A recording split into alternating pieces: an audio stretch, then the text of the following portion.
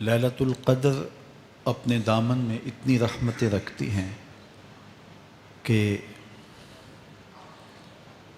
اس امت کے سارے گناہ گاروں کی بخشش کے لیے کافی ہے۔ اس رات میں روح الامی اترتے ہیں فرشتوں کے جلو میں، جھرمٹ میں، اور اہل ایمان جو قیام میں ہوتے ہیں، قعود میں ہوتے ہیں، ذکر الہی میں ہوتے ہیں، ان سے مصافحہ کرتے ہیں۔ یہ رات کون سی ہے؟ ترکی خیمے میں چٹائی ایک سمت کر کے سر انور حضور نے باہر نکالا اور فرمایا کہ لیلۃ القدر کو آخری عشرے میں تلاش کرو۔ اور ایک روایت کے لفظ یہ ہیں کہ آخری عشرے کی تاک راتوں میں تلاش کرو۔ وہ تاک رات کون سی ہے؟ اس کو مخفی رکھا گیا۔ حضرت ابی بن کعب رضی اللہ تعالی عنہ صحابی رسول ہیں، فرماتے ہیں میں قسم کھاتا ہوں کہ وہ رات 27ویں شب ہے۔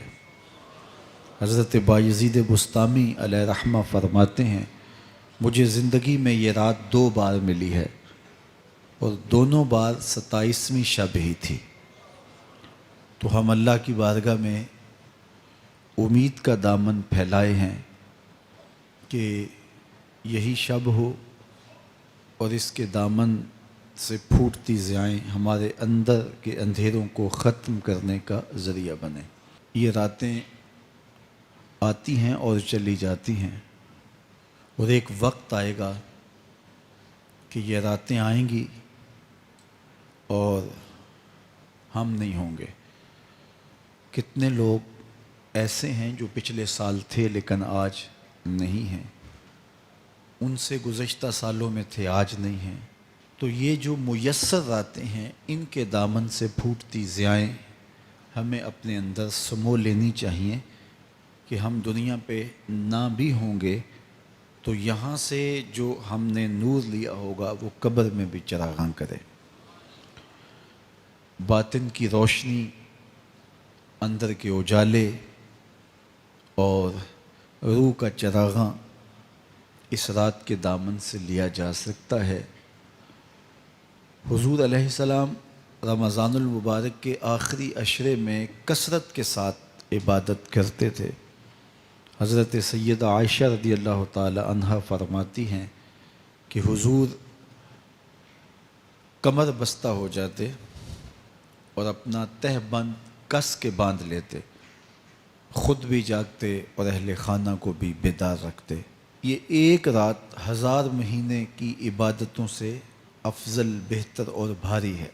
تو اس امت کو جب اتنا نوازا گیا ہے کہ ایک ایک رات اتنی برکتوں کی حامل عطا ہوئی ہے، تو پھر ہمیں بہت زیادہ کوشش کر کے برکتیں سمیٹ لینی چاہیے تاکہ جب ہم اس دنیا سے جائیں تو ہمارے پاس ایک بہت بڑا روشنیوں کا ذخیرہ ہو جو ہماری قبر میں بھی چراغاں کرے، حشر میں بھی روشنی دے، اور ہمیں کہیں بھی اندھیروں کا سامنا نہ کرنا پڑے، چونکہ روشنیاں تو ہم نے یہاں سے لے کے جانی ہیں۔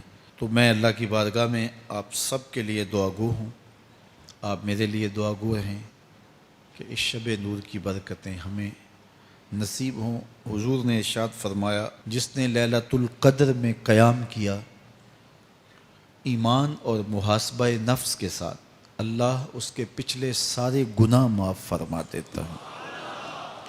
ام المومنین سیدہ عائشہ رضی اللہ تعالیٰ عنہ فرماتی ہیں کہ میں نے عرض کی اے اللہ کے محبوب صلی اللہ علیہ وسلم، اگر میں لیلۃ القدر کو پا لوں تو مجھے پھر کیا دعا مانگنا چاہیے؟ تو حضور نے ارشاد فرمایا اگر تم لیلۃ القدر پا لو تو یہ دعا مانگو، اللہم انک عفو تحب العفو فاعف عنی۔ اے اللہ تو معاف کرنے والا ہے، معاف کرنے کو پسند کرتا ہے، میرے معاملات سے درگزر فرما۔ تو اللہ تعالیٰ اس رات کی برکتوں سے ہمیں اپنی پناہ میں، امان میں، حفاظتوں کے حصار میں رکھے۔